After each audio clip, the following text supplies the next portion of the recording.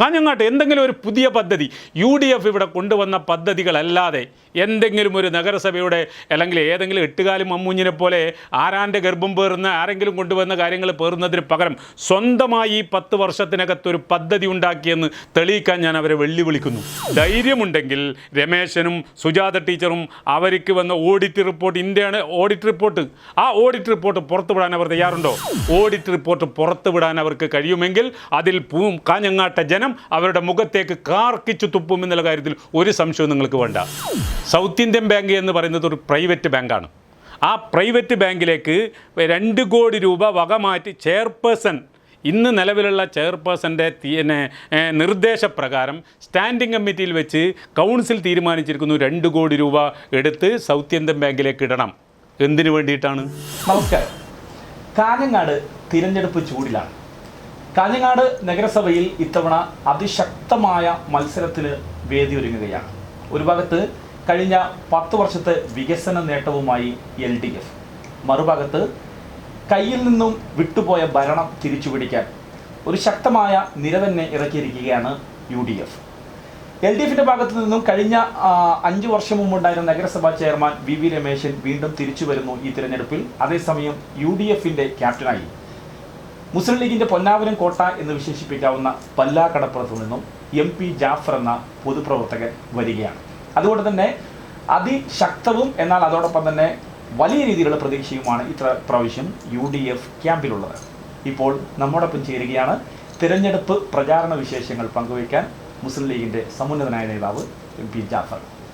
നമസ്കാരം സർ. നമസ്കാരം. നമ്മുടെ ഇപ്പോൾ വലിയ തെരഞ്ഞെടുപ്പ് ചൂടിലാണ് നമ്മുടെ കാഞ്ഞങ്ങാട് ഇപ്പം പോയിക്കൊണ്ടിരിക്കുന്നത്. നഗരസഭ തിരിച്ചു പിടിക്കുമോ? തീർച്ചയായും. എന്തുകൊണ്ടാണ് അങ്ങനെ അത്രയും വലിയൊരു കോൺഫിഡൻസ്, അത്രയും വലിയ ആത്മവിശ്വാസം എന്ന് പറയുന്നത്? കഴിഞ്ഞ 10 വർഷക്കാലമായി ഭരണം നടത്തിക്കൊണ്ടിരിക്കുന്ന LDF ഒരു വികസനവും കാഞ്ഞങ്ങാട് നടത്തിയിട്ടില്ല എന്നുള്ളത് ജനങ്ങൾക്ക് മുന്നിൽ ഞങ്ങൾക്ക് തുറന്നു കാണിക്കാനും അത് ജനങ്ങൾ സ്വീകരിക്കാനും കാഞ്ഞങ്ങാട്ടെ പൊതുസമൂഹം സ്വീകരിക്കാനും തയ്യാറായിട്ട് അവരുടെ പ്രതികരണങ്ങളിൽ നിന്ന് തന്നെ ഞങ്ങൾക്ക് അത്രയും വലിയ ആത്മവിശ്വാസം നമുക്ക് കിട്ടിക്കൊണ്ടിരിക്കുന്ന ഒരു സാഹചര്യമാണ് ഇന്നുള്ളത്, നിലവിലുള്ളത്. ഇപ്പോൾ 10 വർഷമാണ് LDF വലിയ ശക്തമായ വികസനം, അതായത് സംസ്ഥാന സർക്കാർ കേരളം ഭരിക്കുന്നു, അതോടൊപ്പം തന്നെ അതിൻ്റെ വലിയ നേട്ടങ്ങൾ കാഞ്ഞങ്ങാടും ഉണ്ടാക്കി എന്നുള്ളതാണ് LDF പൊതുവെ പറയുന്നത്. അല്ലെങ്കിൽ LDF ഈ തിരഞ്ഞെടുപ്പിനെ നേരിടുന്നത് അതാണ്, വികസനം മുന്നോട്ട് വെച്ചിട്ടാണ്. MP ജാഫർ എന്ന പൊതുപ്രവർത്തകൻ എനിക്ക് തോന്നുന്നത് ഒരുപക്ഷെ കാഞ്ഞങ്ങാടിൻ്റെ സർവ്വ മേഖലയിലും വലിയ രീതിയിലുള്ള സ്വാധീനം അല്ലെങ്കിൽ വലിയ രീതിയിലുള്ള പരിചയമുള്ള ഒരാളാണ്. UDF ഇപ്രാവശ്യം ഈ തിരഞ്ഞെടുപ്പിൽ ചൂണ്ടിക്കാണിക്കുന്ന കാഞ്ഞങ്ങാട് നഗരത്തെ ബാധിച്ചിട്ടുള്ള ഏറ്റവും വലിയ പ്രശ്നം എന്തായിരിക്കും? കാഞ്ഞങ്ങാട് നഗരത്തിൻ്റെ ഏറ്റവും വലിയ പ്രശ്നം എന്ന് പറയുന്നത് ഇപ്പം നമ്മുടെ KSTP റോഡ് വന്നതോടുകൂടി ഗതാഗത കുരുക്കാണ് ഏറ്റവും മർമ്മപ്രധാനമായിട്ടുള്ള കാഞ്ഞങ്ങാടിൻ്റെ വ്യാപാര രംഗത്തെ തന്നെ വലിയ രീതിയിൽ മന്ദഗതിയിലാക്കിയിരിക്കുന്ന ഒരു സാഹചര്യം. ഗതാഗത കുരുക്കും ആവശ്യമായ പാർക്കിങ്ങും മറ്റ് സൗകര്യങ്ങളും ഇല്ലാത്തത് ഏറ്റവും കേരളത്തിലെ തന്നെ ഏറ്റവും വീതി കൂടിയ റോഡുള്ള ഒരു സ്ഥലമാണ് കാഞ്ഞങ്ങാട് പട്ടണം എന്ന് പറയുന്നത്. പക്ഷേ ആ പട്ടണത്തെ ട്രാഫിക് സംവിധാനത്തിൻ്റെ ശരിയായ രീതിയിലുള്ള നടത്തിപ്പ് നടത്താൻ നഗരസഭയ്ക്ക് കഴിയാത്തത് കൊണ്ട് തന്നെ ജനങ്ങൾക്ക് വലിയ ഒരു പുതിയ കോട്ടയിൽ നിന്നും കാഞ്ഞങ്ങാട് ട്രാഫിക് സർക്കിൾ കടക്കണമെങ്കിൽ മണിക്കൂറുകൾ തടസ്സം നേരിട്ടുകൊണ്ടിരിക്കുന്ന ഒരു സാഹചര്യമാണ് ഇന്ന് കാഞ്ഞങ്ങാട് നഗരത്തെ സംബന്ധിച്ചിടത്തോളം ഉള്ളത്. വളരെ പ്രധാനപ്പെട്ട ഒരു കാര്യമാണ് ഇപ്പോൾ ജാഫർ ചൂണ്ടിക്കാണിച്ചത്, അതായത് നഗരത്തിലെ വലിയ നഗരക്കുരുക്ക്. എന്തായിരിക്കും UDF ഒരു പക്ഷേ അധികാരത്തിൽ വന്നാൽ ഇതിനുള്ള പരിഹാരം എന്ന രീതിയിൽ കണ്ടുവച്ചിട്ടുള്ളത്? UDF അധികാരത്തിൽ വന്നാൽ ഈ ഗതാഗതക്കുരുക്കിന് ശാശ്വതമായ പരിഹാരമുണ്ടാക്കും. അതിനു വേണ്ടിയിട്ടുള്ള പദ്ധതികൾ ഞങ്ങൾ തയ്യാറാക്കി ഇപ്പോൾ തന്നെ ഞങ്ങളുടെ പ്രകടന പത്രിക ഇറങ്ങുന്നതോടുകൂടി അത് ജനങ്ങൾക്ക് മുന്നിൽ അവതരിപ്പിക്കും. കാഞ്ഞങ്ങാടിൻ്റെ ഈ ഗതാഗതക്കുരുക്കും അതുപോലെ തന്നെ ആവശ്യമായ പാർക്കിങ്ങുകളും ഉണ്ടാക്കുക എന്നുള്ളതാണ് UDFനെ സംബന്ധിച്ചിടത്തോളം കാഞ്ഞങ്ങാട്ട് നഗരത്തിലെ ജനങ്ങൾക്ക് പ്രഥമവും പ്രധാനമായി ഞങ്ങൾക്ക് നൽകാൻ കഴിയുന്ന ഏറ്റവും വലിയൊരു കാര്യം. എങ്ങനെയായിരിക്കും നിങ്ങൾ ഒരു പക്ഷേ എനിക്ക് തോന്നുന്നത് ഒരുപാട് സാങ്കേതിക കുരുക്കുകൾ ഒരു പക്ഷേ ഈ വിഷയത്തിൽ ഉണ്ടാവാം. ഈ വിഷയത്തെക്കുറിച്ച് UDF പഠിച്ചിട്ടുണ്ട്. അതിനുള്ള എന്ത് പ്രതിവിധിയാണ് ഒരു പക്ഷേ UDF എക്സിക്യൂട്ട് ചെയ്യാൻ പോവുക? എങ്ങനെയാണ് ഈ നഗരക്കുരുക്ക്? തീർച്ചയായിട്ടും അതിനെക്കുറിച്ച് ഞങ്ങൾ പഠിച്ചിട്ടുണ്ട്. ഞങ്ങൾ കാഞ്ഞങ്ങാട്ടെ പൊതുസമൂഹത്തെയും അതുപോലെ തന്നെ അതിൻ്റെ വിദഗ്ധരായ ആളുകളെയും ഒക്കെ കണ്ട് ഇപ്പോൾ തന്നെ ഞങ്ങൾ പഠനം നടത്തിക്കൊണ്ടിരിക്കുകയാണ്. ഞങ്ങളെ സംബന്ധിച്ചിടത്തോളം തീർച്ചയായും UDF അധികാരത്തിൽ വരുമെന്ന ഉറച്ച വിശ്വാസത്തോടു കൂടിയാണ് ഞങ്ങളുടെ പ്രവർത്തനം മുന്നോട്ട് പോയിക്കൊണ്ടിരിക്കുന്നത്. അതുകൊണ്ട് തന്നെ ആ ഗതാഗത ലെവലിലേക്ക് മാറ്റുന്നതിന് വേണ്ടിയിട്ടുള്ള ആവശ്യമായ പാർക്കിങ്ങുകൾ, അതുപോലെ തന്നെ ട്രാഫിക് സംവിധാനത്തിൽ ആവശ്യമായ മാറ്റങ്ങൾ വരുത്തും. പഴയ ബസ് സ്റ്റാൻഡ് ബിൽഡിംഗ് പൂർണ്ണമായും പൊളിച്ചു നീക്കി അത് പിറകോട്ട് മാറ്റി അവിടങ്ങളിലൊക്കെ ആവശ്യമായ രീതിയിലുള്ള കാര്യങ്ങൾ, ട്രാഫിക് സർക്കിളുകൾ അടക്കം സംവിധാനിച്ചുകൊണ്ടുള്ള ഒരു പുതിയ നൂതനമായ പദ്ധതിയായിരിക്കും കാഞ്ഞങ്ങാട്ടിൻ്റെ ഗതാഗതക്കുരുക്ക് ഒഴിവാക്കുന്നതിന് വേണ്ടിയിട്ടുള്ള UDFിൻ്റെ പദ്ധതികൾ. എന്തായാലും UDF കാഞ്ഞങ്ങാട്ടിലെ ജനങ്ങളോട് പറയുന്ന ഒന്നാമത്തെ വിഷയം, UDF വന്നാൽ ഈ നഗരക്കുരുക്കിൽ ഒരു തീരുമാനമാവും. തീർച്ചയായിട്ടും അല്ലേ? തീർച്ചയായിട്ടും. അതുപോലെ തന്നെ കാഞ്ഞങ്ങാടിനെ സംബന്ധിച്ചിടത്തോളം അടുത്ത വലിയ പ്രശ്നമാണ് കാഞ്ഞങ്ങാടിന് നഗരമധ്യത്തിൽ നിൽക്കുന്ന നമ്മുടെ മത്സ്യ മാർക്കറ്റ്. കഴിഞ്ഞ ഒരുപാട് വർഷങ്ങളായിട്ട് മത്സ്യ മാർക്കറ്റുമായിട്ട് വലിയ രീതിയിലുള്ള ആക്ഷേപമാണ് പൊതുസമൂഹത്തിൽ നിന്നും ഉയർന്നു വരുന്നത്. ഈ ഒരു വിഷയത്തെ എങ്ങനെയാണ് കാണുന്നത്? ഈ മത്സ്യ മാർക്കറ്റിൻ്റെ പ്രശ്നമുണ്ടാക്കി തന്നെ ഇടതുപക്ഷ ജനാധിപത്യ മുന്നണിയാണ്. 2005 മുതൽ 2010 വരെയുള്ള ആ 2005 ഭരണത്തിലേറുമ്പോൾ അഡ്വക്കേറ്റ് K. പുരുഷോത്തമനായിരുന്നു കാഞ്ഞങ്ങാട് നഗരസഭയുടെ ചെയർമാൻ. ആ 2005 മുതൽ 2007 വരെയുള്ള കാലഘട്ടത്തിനിടയിലാണ് ആ മത്സ്യ മാർക്കറ്റ് ഉണ്ടാക്കിയിരിക്കുന്നത്. അന്നത്തെ കൗൺസിലിൽ ഞാനൊരംഗമാണ്.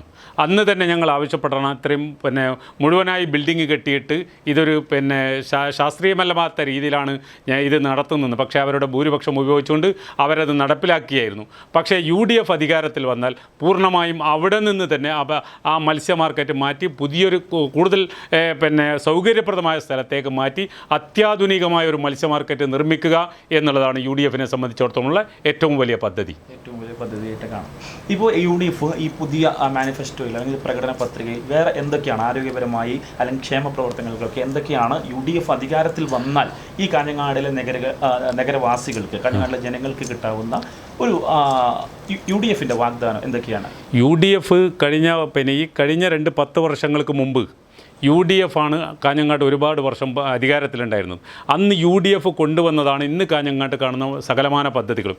ഏറ്റവും മർമ്മപ്രധാനമായ ഒരു പദ്ധതിയാണ് കാഞ്ഞങ്ങാട് പാലാമിപ്പള്ളി പുതിയ ബസ് സ്റ്റാൻഡ്. ആ പുതിയ ബസ് സ്റ്റാൻഡ് ഇപ്പോഴും നാൽക്കാലികൾക്ക് അധിവസിക്കാനുള്ളതും അതുപോലെ തന്നെ പ്രൈവറ്റ് ടൂറിസ്റ്റ് ബസ്സുകൾക്ക് പാർക്കിംഗ് ചെയ്യാനുള്ളതും അതുപോലെ തന്നെ 2 വ്യാപാര സ്ഥാപനങ്ങളിൽ നിന്ന് മദ്യപിക്കുന്ന ആളുകൾക്കുള്ള ഒരു വിശ്രമ കേന്ദ്രവുമായി മാറിയിരിക്കുന്നൊരു സാഹചര്യമാണ്. UDF അധികാരം വിട്ടൊഴിയുമ്പോൾ അതിൻ്റെ 90% പണി പൂർത്തീകരിച്ചതാണ്.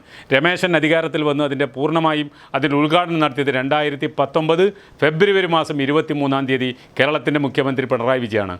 ഇന്ന് 2019 കഴിഞ്ഞ് ഇന്ന് 2025 നവംബറിലേക്ക് എത്തി നിൽക്കുമ്പോൾ അവിടെ ഇപ്പോഴും ഒരു ബസ് ഗേറ്റ് ഒരു യഥാർത്ഥമായ ബസ് സ്റ്റാൻഡാക്കി മാറ്റാൻ കഴിയാത്ത ഒരു 10 വർഷത്തെ ദയനീയമായ ഒരു സ്ഥിതി അവിടെയുണ്ട്. തീർച്ചയായും UDF അധികാരത്തിൽ വന്നാൽ 6 മാസത്തിനകം ഒരു ജനനിബിഡമായ ബസ് സ്റ്റാൻഡാക്കി അതിനെ മാറ്റിയെടുക്കുമെന്നാണ് ഞങ്ങൾക്ക് പറയാനുള്ളത്. അതോടൊപ്പം തന്നെ അതിൻ്റെ തൊട്ടടുത്ത് രമേശൻ ചെയർമാനായിരിക്കുമ്പോൾ അദ്ദേഹത്തിൻ്റെ ഒരു സ്മാരകമായ ഒരു കെട്ടിടം അവിടെ നിൽക്കുന്നുണ്ട്, ഷീ ലോഡ്ജ് എന്ന് പറയുന്നത്.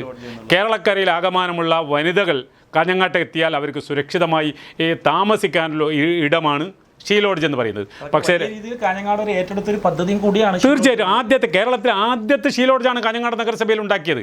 അത് 2019 ഫെബ്രുവരി 23 കേരളത്തിൻ്റെ മുഖ്യമന്ത്രി ഉദ്ഘാടനം ചെയ്തു. ഈ നിമിഷം വരെ ഒരാൾക്ക് താമസിക്കാൻ കഴിഞ്ഞില്ല എന്ന് മാത്രമല്ല അതിൻ്റെ പൂട്ടൊന്ന് തുറന്നു നോക്കാൻ പോലും കഴിഞ്ഞിട്ടില്ല. അതിനകത്ത് ബെഡ്, കട്ടില്, മറ്റ് ഫർണിച്ചറുകൾ ദ്രവിച്ചുകൊണ്ടിരിക്കുന്നു എന്നുള്ള ദയനീയമായ കാഴ്ചയാണ് ഇന്ന് കാണുന്നത്. അത് തീർച്ചയായും കേരളത്തിൻ്റെ വിവിധ ഭാഗങ്ങളിൽ നിന്നെത്തുന്ന വനിതകൾക്ക് തീർച്ചയായും സൗഹൃദപരമായി അവർക്ക് താമസിക്കാനുള്ള, ഭയം കൂടാതെ താമസിക്കാനുള്ള ഒരു സൗകര്യം UDF അധികാരത്തിൽ വന്നാൽ തീർച്ചയായിട്ടും ഉണ്ടാക്കും. ഇപ്പോൾ ജാഫർ സൂചിപ്പിച്ചതുപോലെ 10 വർഷം മുമ്പ് UDFന് നഗരഭരണം കയ്യിൽ നിന്നും പോകാനുള്ള പ്രധാനപ്പെട്ട ഒരു ഘടകമായിരുന്നു ഇപ്പോൾ സൂചിപ്പിച്ച ഈ ബാറുമായി ബന്ധപ്പെട്ടിട്ടുള്ള വിഷയം. അന്നൊരു പക്ഷേ UDFിൽ നിന്നും കയ്യിൽ നിന്നും ആ ഭരണം പോകാനുള്ള കാരണവും ഒരുപക്ഷെ LDF പ്രചാരണ ആയുധമാക്കിയതും അതൊക്കെ തന്നെയായിരുന്നു. 10 വർഷമായി ഈ തിരഞ്ഞെടുപ്പിൽ അതിൻ്റെ ഏതെങ്കിലും തരത്തിലുള്ള ഒലികൾ ഉണ്ടാകുമെന്ന് തോന്നുന്നുണ്ടോ? ഒരിക്കലും ഉണ്ടാകുമെന്ന് ഞങ്ങൾ മനസ്സിലാക്കുന്നില്ല. ഇന്ന് ഭരിച്ചുകൊണ്ടിരിക്കുന്ന സർക്കാർ അതിൻ്റെ ദൂരപരിധിയൊക്കെ എടുത്തു കളഞ്ഞ് വ്യാപകമായി മദ്യം ഒഴുക്കുന്നതിന് വേണ്ടിയിട്ടുള്ള സാഹചര്യം ഒരുക്കിയ ഒരു സർക്കാരാണ് ഇന്ന് കേരളത്തിൽ അധികാരത്തിലിരിക്കുന്നത്. UDF ഉമ്മൻചാണ്ടി ഗവൺമെൻറ് അധികാരത്തിൽ നിന്ന് പോകുമ്പോഴുണ്ടായിരുന്ന ബാറും ഇന്നുള്ള ബാറുകളുടെയും എണ്ണമെടുത്ത് പരിശോധിച്ച് നോക്കിയാൽ അത് നമുക്ക് മനസ്സിലാകും. അന്ന് തന്നെ കൗൺസിലിൻ്റെ ഏകകണ്ഠമായ CPMന് ഒരിക്കലും അതിൽ നിന്ന് കൈ കഴുകാൻ കഴിയില്ല.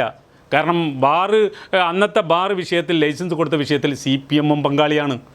ഏകകണ്ഠമാണ് അന്ന് കൊടുത്തതിൽ, ഏകകണ്ഠമാണ് ആ തീരുമാനം, കൗൺസിലിൻ്റെ തീരുമാനം. അല്ലാണ്ട് ഐക്യകണ്ഠേനയാണ് തീരുമാനം. നിങ്ങളിന്നും പക്ഷേ UDF അത് തെറ്റുപറ്റിയെന്ന് UDFിൻ്റെ നേതൃത്വം അറിയിച്ചപ്പോൾ ഉടനെ തന്നെ ക്യാൻസൽ ചെയ്യാൻ UDF തീരുമാനപ്പെടുത്തപ്പോൾ അതിനെ എതിർത്തവരാണ് LDF. ഉടനെ തന്നെ തീരുമാനം റദ്ദ് ചെയ്തു.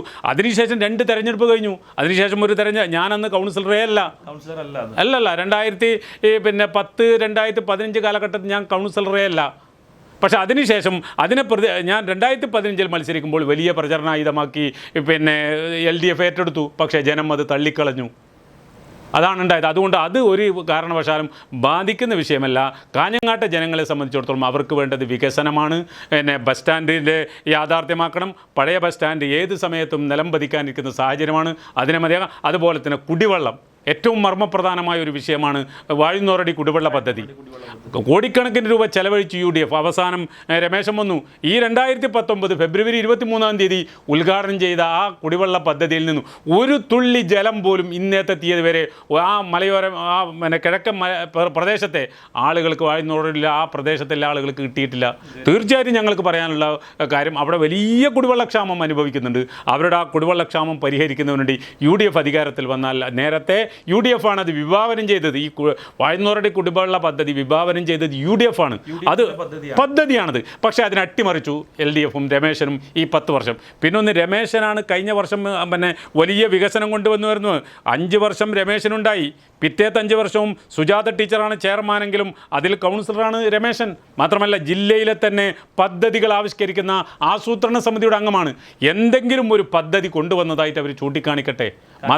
കാഞ്ഞങ്ങാട്ട് എന്തെങ്കിലും ഒരു പുതിയ പദ്ധതി UDF ഇവിടെ കൊണ്ടുവന്ന പദ്ധതികളല്ലാതെ എന്തെങ്കിലും ഒരു നഗരസഭയുടെ അല്ലെങ്കിൽ ഏതെങ്കിലും എട്ടുകാലി മമ്മൂഞ്ഞിനെ പോലെ ആരാൻ്റെ ഗർഭം പേറുന്ന ആരെങ്കിലും കൊണ്ടുവന്ന കാര്യങ്ങൾ പേറുന്നതിന് പകരം സ്വന്തമായി 10 വർഷത്തിനകത്തൊരു പദ്ധതി ഉണ്ടാക്കിയെന്ന് തെളിയിക്കാൻ ഞാൻ അവരെ വെല്ലുവിളിക്കുന്നു.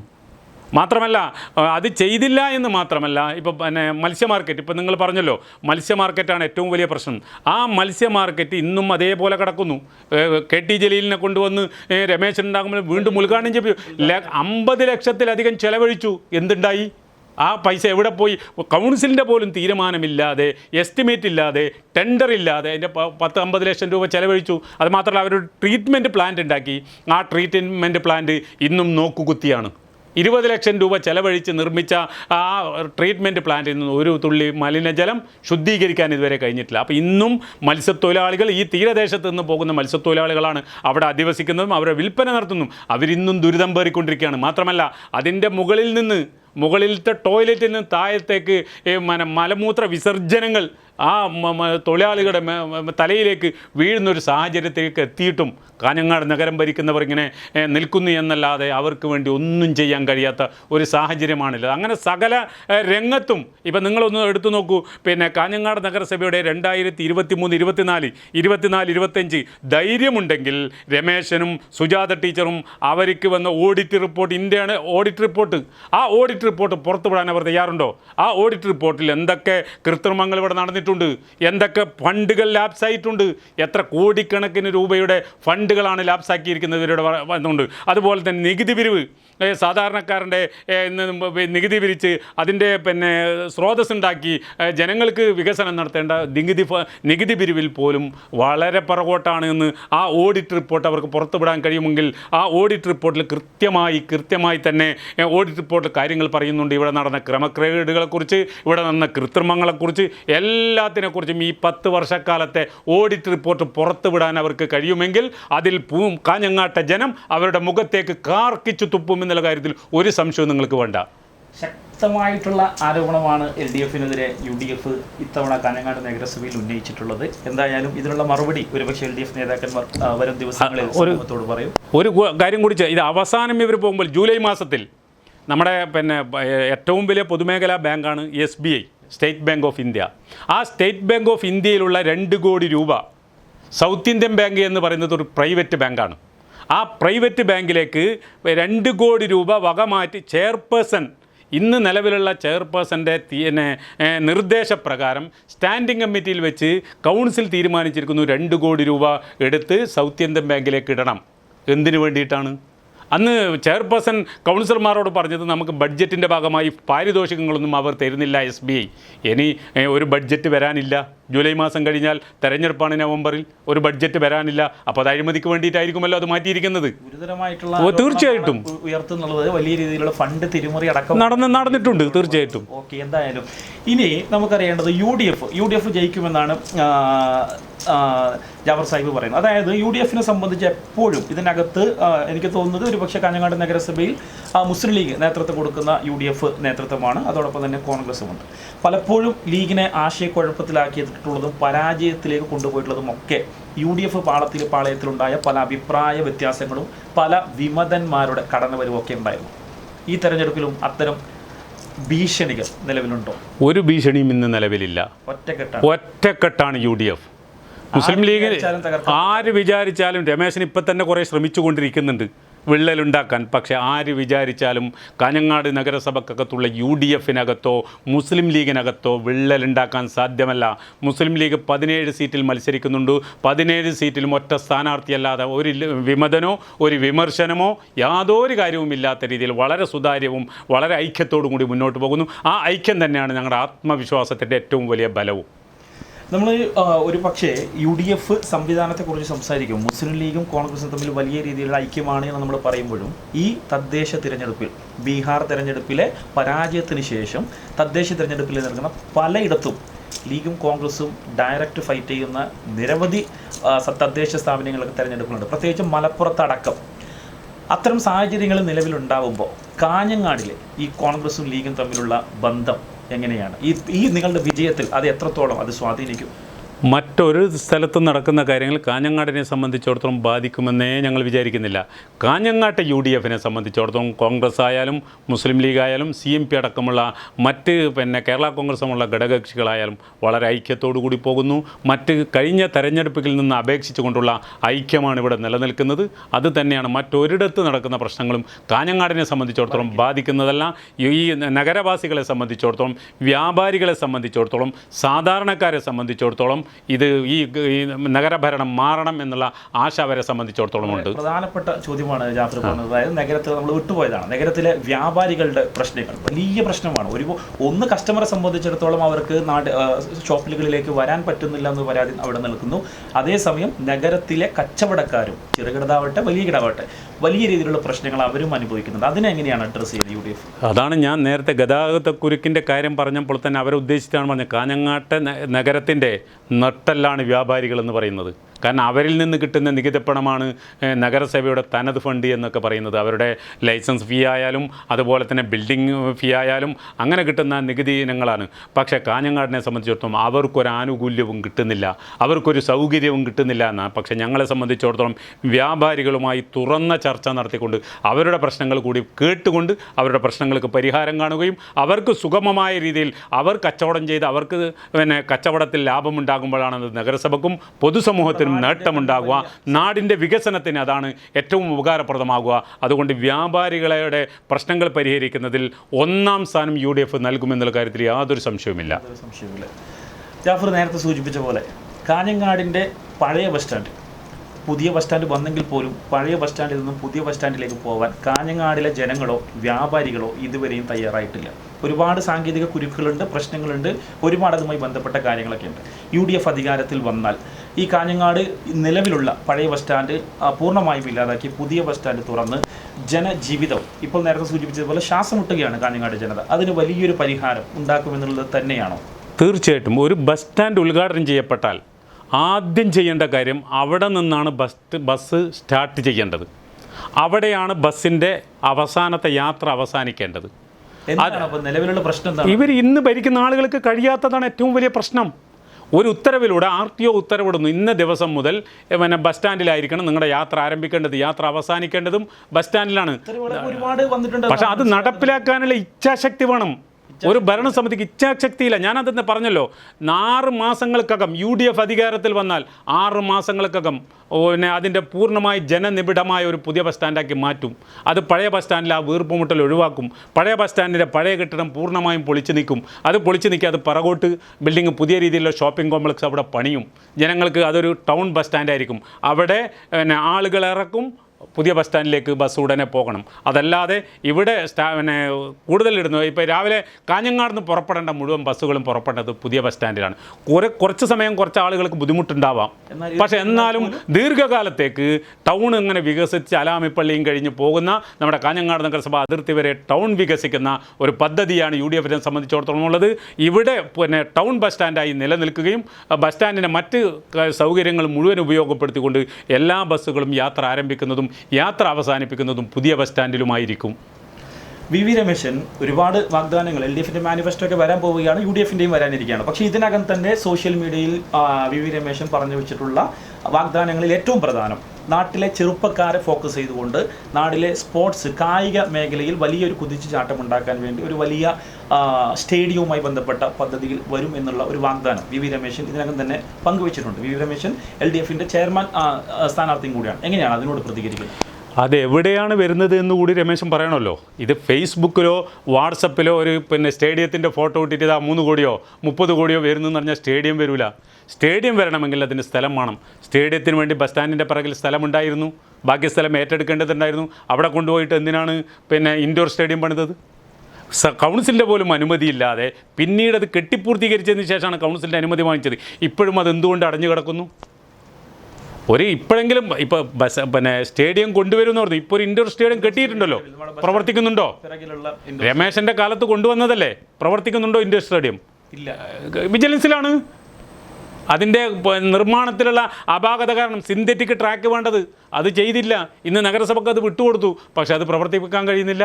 പിന്നെ ഒന്നും പ്രവർത്തിക്കാൻ കഴിയാത്ത ഒരാൾക്ക് എന്തും വാഗ്ദാനം നൽകാം. പക്ഷേ UDF സംബന്ധിച്ചോളം വാഗ്ദാനങ്ങളല്ല, പ്രവർത്തികളാണ്. ഞങ്ങളുടെ രമേശൻ 10 വർഷത്തെ രമേശൻ ചെയർമാനായിട്ടും കൗൺസിലറുമായിട്ടിരുന്ന ഭരണം നമ്മൾ കണ്ടു. പക്ഷേ നമ്മൾ UDF പറയുന്നത് ശക്തമായ പദ്ധതികളും നൂതനമായ വിഷയങ്ങളും ഈ ആധുനികമായ കാലഘട്ടത്തിന് അനുസൃതമായ പദ്ധതികൾ കൊണ്ടുവന്നുകൊണ്ട് നമ്മൾ സ്റ്റേഡിയം ഉണ്ടാക്കും, കളിക്കളം. ഞങ്ങൾ പറയുന്നത് വെറുതെ പിന്നെ ഫേസ്ബുക്കിലായിരിക്കില്ല, യഥാർത്ഥമായ സ്ഥലത്തായിരിക്കും എന്ന് മാത്രം. സോഷ്യൽ മീഡിയയിൽ മത്സരം UDF LDF ആണെങ്കിൽ പോലും ഇതിനകം തന്നെ വലിയ രീതിയിൽ ചർച്ചയാവുകയാണ്. വി രമേശനും MP ജാഫറും എന്നുള്ള പൊതുപ്രവർത്തകൻ. MP ജാഫർ UDF സ്ഥാനാർത്ഥി ചെയർമാൻ സ്ഥാനാർത്ഥിയാണോ നിലവിൽ? അല്ല, ഔദ്യോഗികമായി ഞാൻ ചെയർമാൻ സ്ഥാനാർത്ഥിയേ അല്ല. ഞാനൊരു പിന്നെ വാർഡിൽ നിന്ന് മത്സരിക്കുന്ന കൗൺസിലർ മാത്രമാണ്. പക്ഷേ ഞാൻ ഇന്നത്തെ UDF മുനിസിപ്പൽ ചെയർമാൻ എന്നുള്ള നിലയിൽ ഞാൻ ഒഴിച്ചുള്ള ബാക്കി 46 സ്ഥാനാർത്ഥികളെയും നയിക്കുകയും അവർക്ക് ആവശ്യമായ കാര്യങ്ങൾ ചെയ്യുന്നത് UDF ചെയർമാൻ എന്നുള്ള നിലയിൽ ഞാനാണ്. പക്ഷേ UDF സംബന്ധിച്ചിടത്തോളം ചെയർമാൻ സ്ഥാനാർത്ഥിയെ നേരത്തെ പ്രഖ്യാപിച്ചുകൊണ്ടുള്ള പ്രചരണം നടത്താറില്ല. തെരഞ്ഞെടുക്കപ്പെട്ട് കഴിഞ്ഞാൽ പാർട്ടിയും മുന്നണിയും തീരുമാനിക്കാറാണ് പതിവ്. അതിനനുസരിച്ച് മാറ്റം ഉണ്ടാവും. പിന്നെ ഒരു വലിയ രീതിയിലുള്ള ഒരു ആശയക്കുഴപ്പം ആളുകൾക്കിടയിൽ ഉണ്ടാക്കിയ ഒരു ചോദ്യമാണ്. അതുകൊണ്ടാണ് ഞാൻ താങ്കളോട് തന്നെ തീർച്ചയായിട്ടും. ജാഫർ സാഹിബ് താമസിക്കുന്നത് ബല്ലാടപ്പുറത്താണ്, തീരദേശ മേഖലയാണ്. ഇവിടെ നിന്നാണ് ജാഫർ സാഹിബ് വിജയിച്ചു പോവേണ്ടത്. അപ്പോൾ തീർച്ചയായിട്ടും തീരദേശവാസികളുടെ മത്സ്യബന്ധന മേഖലവർക്ക് ജോലി ചെയ്യുന്നവരുടെ ഒരുപാട് പ്രശ്നങ്ങൾ ജാഫർ സാഹിബ് നേരിട്ട് മനസ്സിലാക്കിയ ഒരാളാണ്. അത്തരം മേഖലയിൽ എന്തൊക്കെ പ്രശ്നങ്ങളാണ് ആ വിഭാഗം നേരിടുന്നുള്ളത്, അതിന് UDF വിഭാവനം ചെയ്യുന്ന അവരോട് UDF പറയുന്ന വാഗ്ദാനങ്ങൾ എന്തൊക്കെയാണ്? എന്നെ സംബന്ധിച്ചിടത്തോളം പല്ലാക്കടപ്പുറം എന്ന് പറയുന്ന തീരദേശ മേഖലയിലാണ് ഞാൻ ജനിച്ച് വളർന്നിട്ടുള്ളത്. എന്നെ സംബന്ധിച്ചിടത്തോളം മത്സ്യത്തൊഴിലാളികൾക്കിടയിൽ ഇടപഴകുകയും അവരുടെ പിന്നെ ജീവിതശൈലിയുമായൊക്കെ പിന്നെ വളരെ താതാത്മ്യം പ്രാപിക്കുകയും ചെയ്തൊരു വ്യക്തി എന്നുള്ള നിലയിൽ ഒരുപാട് വലിയ പ്രശ്നങ്ങൾ അവർ അഭിമുഖീകരിക്കുന്നുണ്ട്. അവരുടെ പിന്നെ കടലുകൾ വരുമ്പോൾ കടലാക്രമണത്തിന് തടയുന്ന കടൽ ഭിത്തി അടക്കമുള്ള കാര്യങ്ങളിലായാലും അതുപോലെ തന്നെ അവർക്ക് വീടുകൾ പല പിന്നെ മത്സ്യത്തൊഴിലാളികളും പലപ്പോഴും അവർക്ക് മത്സ്യം എല്ലാ സമയത്തും ഒരുപോലെ മത്സ്യം കിട്ടിക്കൊള്ളണമെന്നില്ല.